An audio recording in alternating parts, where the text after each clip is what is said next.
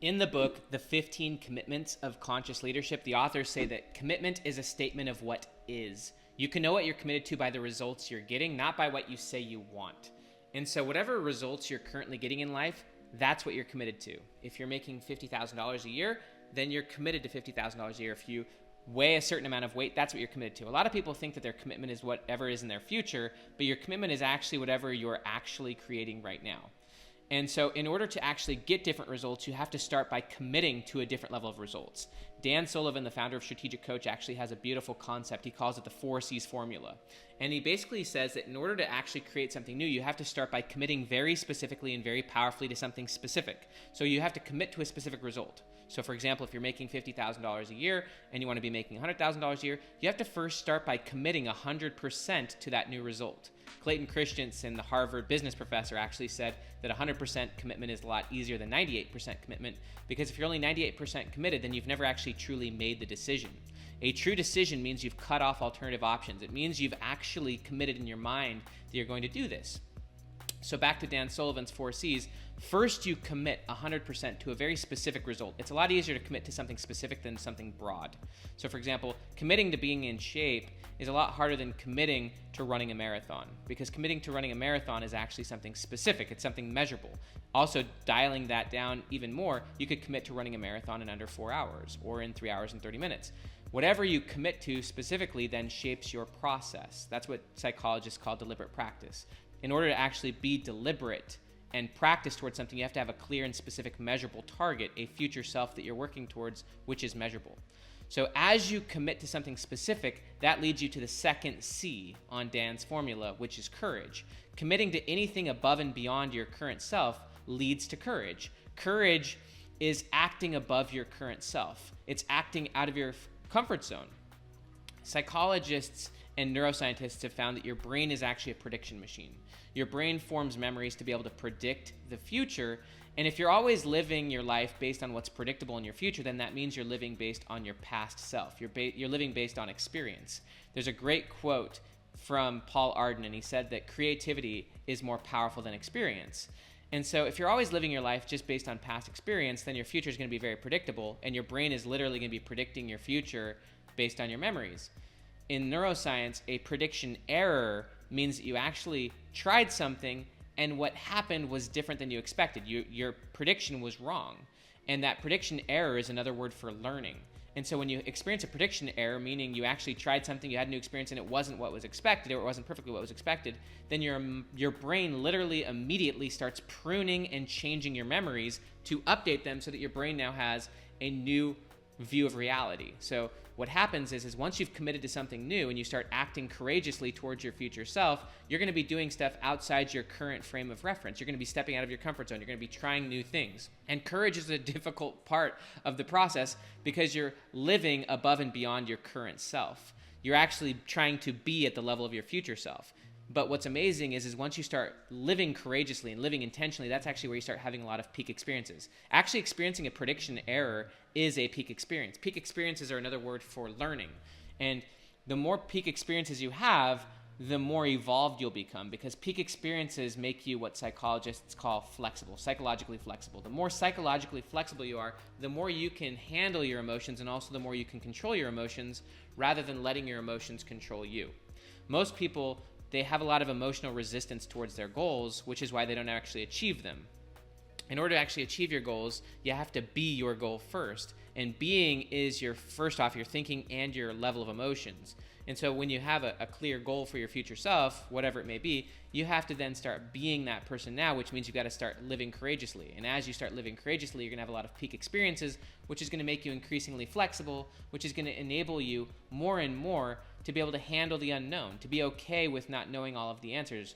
But as you courageously pursuing your future self, and as you're learning new things through feedback, which is another aspect of deliberate practice, as you're learning new and better ways of doing things, because if you commit 100% to a result, then you will find the pathway to getting there. Albert Einstein said that insanity is trying the exact same thing over and over and over and expecting a different result. No, if you commit to a new result, you're going to have to commit to a new process, which means you're going to have to find new and better ways of doing things, and that part of that is courageously trying and learning and actually figuring things out, getting feedback, learning new and better ways of doing things. And so as you're going through that second C, which is courage and learning, you then develop what Dan would call the third C, which is capability. Once you have the capabilities of your future self, then you will then have the fourth C, which is the confidence of your future self. And wherever you're at right now is based on your current level of confidence. Your current level of confidence then becomes the springboard for committing to new results. So whatever results you're getting right now is what you're committed to. If you want new results, you have to commit 100% to new and better results. And if you're committed 100% to something new, that's going to force you to change what you do, because what got you here won't get you there. But you absolutely can commit 100% to your future self. You just have to commit to certain results. In philosophy, they call it teleology. According to teleology, all behavior is driven by goals. Every behavior you do, even you watching this video, is driven by a goal. You clicked on this video maybe because you were triggered to, but you still clicked on it for a reason. You might have just wanted to know what it was about. If you go to the grocery store, you're going to the grocery store to achieve a goal, to get groceries. If you go to work, you're going to work to achieve a goal. It could be to get a paycheck. It could be to learn something, to do a passion. Everything you do is driven by an outcome that you're seeking. Even just looking at your phone. It could be just to get dopamine. Honestly, it could be to see what's on Facebook. Everything you do is driven by the future you're creating, the future you see for yourself, the future you're most committed to. That's why all results are based on commitment. And whatever you're committed to is based on the future you see for yourself. And so in order to change your results, you actually have to change the future you're committed to. You have to change the future you see for yourself. You have to change the future self that you're going to commit to. And then once you change what you want and what you're committed to, then you'll have to change who you're being right now, because you have to be in order to do, and do in order to have. So you then have to start being your future self now, which feels courageous in the moment. It feels courageous to actually behave at the level of your future self, or to try at the level of your future self, to deliberate practice at the level of your future self, to fail at the level of your future self. There's a great story, actually. I forget his name. He's a real estate agent in New York. I think his last name is Sir Hunt. And he talked about how when he moved to New York, he was focused on getting people literally rent. So he was an agent, real estate agent, and he would work with people trying to get them an apartment. And he would get people like $1,000 rent apartments, and he'd get like $100 commission. And then one day he got a phone call from someone who said that they wanted a $2 million condo. This was way above and beyond what he believed for himself. It was way above his self-image. It was way above his current commitment, way above his current confidence.